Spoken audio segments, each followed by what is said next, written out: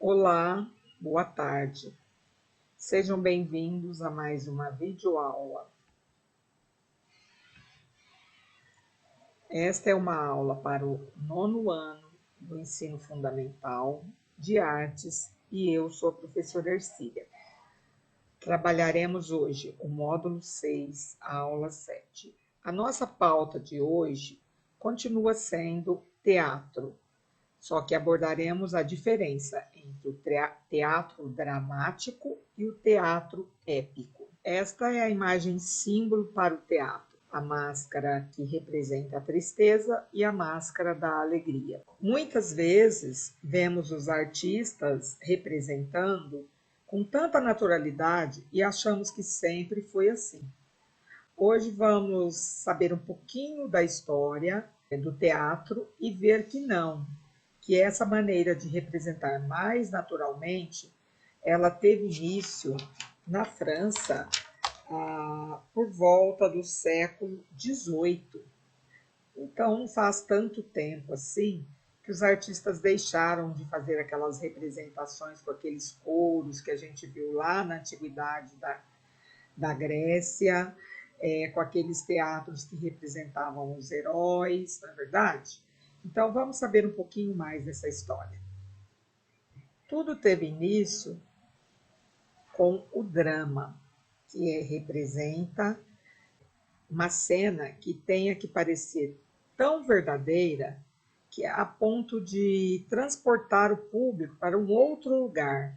Então, vamos voltar à Europa do século XVIII, onde tudo teve início, e foi chamado de drama burguês, porque representavam de maneira muito, mas muito natural, a ponto de transportar o público para o seu convívio ali, o cotidiano do burguês da época na França. Vejamos agora algumas imagens do teatro desta época. Representações bem dramáticas, né? Aqui podemos observar o figurino, o drama bem representado. Como já dissemos antes, essa arte de representar bem natural e realista, ela surgiu na Europa durante o século XVIII e foi chamada de drama burguês. Abaixo veremos algumas de suas características. Ela imita a vida real do cotidiano, mas não do cotidiano de qualquer pessoa, e sim da sociedade francesa. Essa imitação ela é bem natural, então ela transporta o espectador para aquela cena. O protagonista agora são homens e mulheres reais da sociedade francesa, mas diferente do teatro da Grécia Antiga ou do período medieval, em que vimos que os representados eram reis, heróis, deuses, santos e alegorias. Agora temos também diálogos. A apresentação, ela, além de ser bem natural, ela não tem mais aqueles gestos exagerados. As emoções fortes e os cenários são bem cuidadosos. Nesse período também podemos ver o uso da perspectiva nos cenários do teatro europeu. Olha só, mas o que é a perspectiva? Aqui é uma ilusão de tridimensionalidade. Todos nós sabemos o que é a gente chama de 3D. É um palco que parece bem profundo, principalmente nessa segunda imagem. Parece ser uma rua que vai bem ao longe, porém aquilo é um espaço de poucos metros, que através da técnica de perspectiva, que vai diminuindo os edifícios através da pintura, imita essa rua como se houvesse realmente uma profundidade. Então, aqui neste caso, é uma ilusão, né? Ilusão de perspectiva. Temos aqui um exemplo de uma cena do teatro burguês A Dama das Camélias. E ele foi apresentado em 1951 no Teatro Brasileiro de Comédias, em São Paulo. É um drama burguês e ele foi sucesso de bilheteria. Podemos ver que o figurino, o cenário, eles refletem a realidade da vida na França do século XIX. Olha só, aqui nós temos a cena do teatro apresentado aqui em São Paulo. Realmente parece que estamos em outro país. Teatro épico. O teatro épico, ele procura fazer com que, através das suas apresentações, o público passe a refletir sobre o que vê e ouve e tenha sua própria opinião crítica. O público deixa de ser passivo, um agente passivo, e passa a ter a sua própria opinião. Quais são as principais características do teatro épico? Bem, ele utiliza uma série de instrumentos diretamente ligados à técnica da narrativa do espetáculo. Como a comunicação é direta entre o público e o ator. Então, quem está representando fala diretamente com o público e não somente entre os que estão representando. A música, como cenário da ação, também são elementos importantes no teatro épico. A ruptura do tempo e espaço entre as cenas. Então, em uma cena e outra, eles quebram aquela coisa de conexão entre o tempo e espaço. A exposição do urdimento das coxias e do aparato cenotécnico. Eles vão colocar ali o que a gente chama por trás dos bastidores, vai ser finalmente colocado ali para o público possa apreciar. Outros instrumentos utilizados no teatro épico são as projeções de canções, gráficos, notícias e refletores. Aqui temos um exemplo de uma apresentação de um teatro épico, em que temos uma projeção de um rosto de perfil e temos também aparente toda a estrutura que está atrás das cortinas, ou seja, atrás do palco, por trás dos bastidores. O teatro também ele pode ser reflexivo, com temas sobre a sociedade da época, que levam como protagonistas trabalhadores e pessoas do povo, diferentemente do drama burguês. O teatro épico, ele rompe com a passividade do público, ou seja, quem está assistindo pode interagir, fazendo das cenas um objeto de aprendizado e crítica.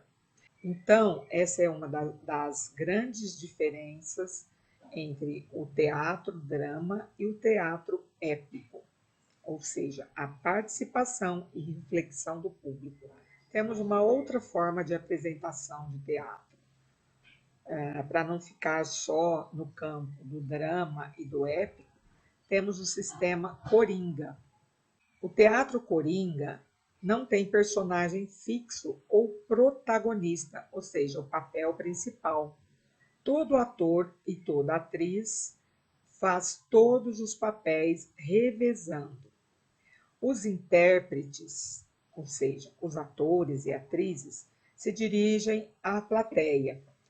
E aquela parede imaginária, que antes era intransponível para o público, no sistema coringa, essa parede pode ser quebrada de forma figurada, porque na verdade a gente sabe que não tem uma parede ali.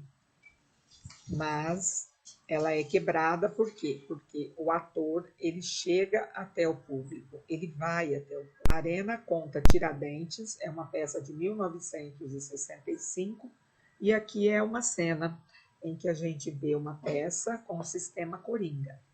Todos os participantes da peça vão revezando e contando a história de Tiradentes. Todos eles fazem o papel do protagonista. Bom, para que tudo dê certo e que a peça possa chegar até o público, precisa ter alguém que esteja dirigindo Porque o artista, o ator, quando ele está ensaiando, ele não consegue ver a totalidade ali da sua apresentação. Então, precisa ser alguém de fora. E a gente chama de direção ou diretor. Esse diretor, ele tem que ser alguém de fora para olhar atentamente e com distanciamento para a representação dos atores. Ele vai dirigir os atores, os gestos, a entonação da voz, que é muito, muito importante, o ritmo das falas, mais acelerado, mais lento, o despertar e organizar o potencial criativo, porque às vezes esse potencial não está totalmente desperto, né? E ele precisa ser potencializado.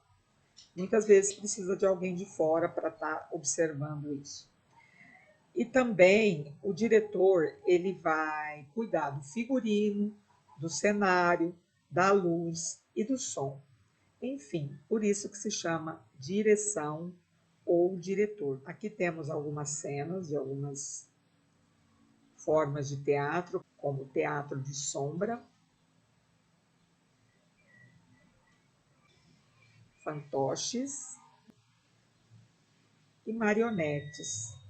Acho que todos vocês já viram pelo menos uma dessas formas de representação do teatro. Agora vamos à atividade.